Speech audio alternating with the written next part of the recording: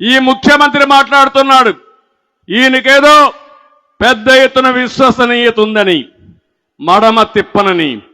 ఒక్కసారి ఆయన మాటలు నిందాం. ఇలాంటి వాడు ఈ రాష్ట్రానికి ముఖ్యమంత్రిగా అర్హుడా అని మీకు ఒక ఆలోచన వస్తుంది. ఒక్క నిమిషం మీరు వినండి.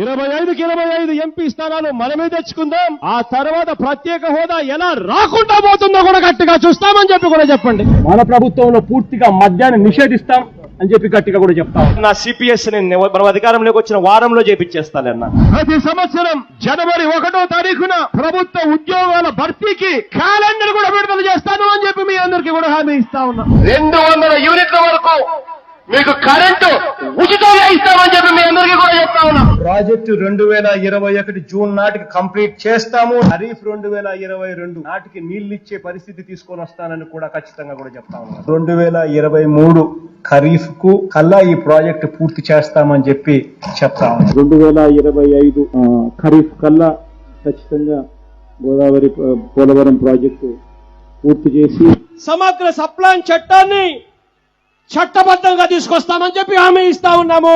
3వ వంతు నిధులు బీసీలకు కేటాయిస్తాము అని చెప్పి హామీ ఇస్తా ఉన్నాను మీ అందరికీ.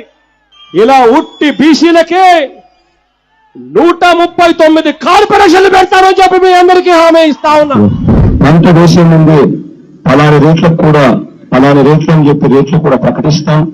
గిట్టుబాటు ధరకు గ్యారంటీ ఇస్తాం. విజయవాడలో క్యాపిటల్ సిటీని పెట్టడం మనస్ఫూర్తిగా మేము ఆహ్వానిస్తున్నాం. ప్రతి కాపు సోదరుడికి నేను ఇవాళ హామీ ఇచ్చి చెప్తా ఉన్నాను.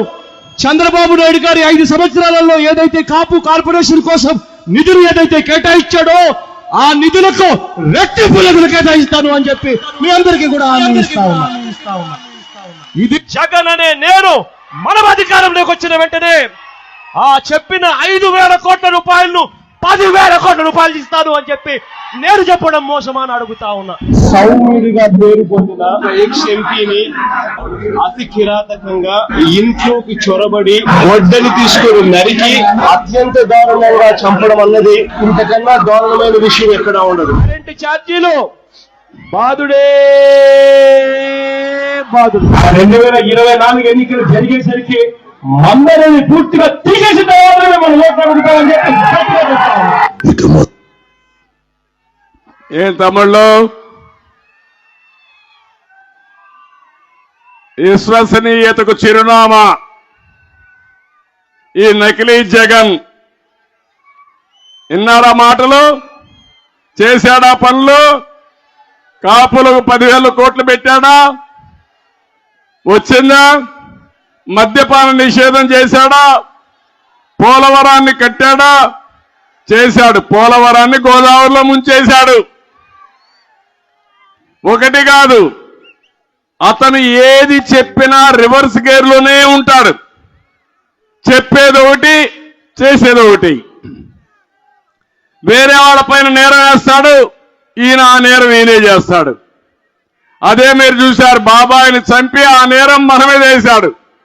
ఎలాంటి రకం అంటే చంపి ఆ గొడ్డనే మన చేతిలో ఉన్నట్టు చూపించి మనల్ని పోలీస్ స్టేషన్ తీసుకుపోయి జైల్లో పెట్టి తద్వారా ఈయన రాజకీయం చేయాలనుకుంటున్నాడు. జగన్ నీ పని అయిపోయింది, నిన్ను అర్థం చేసుకున్నారు.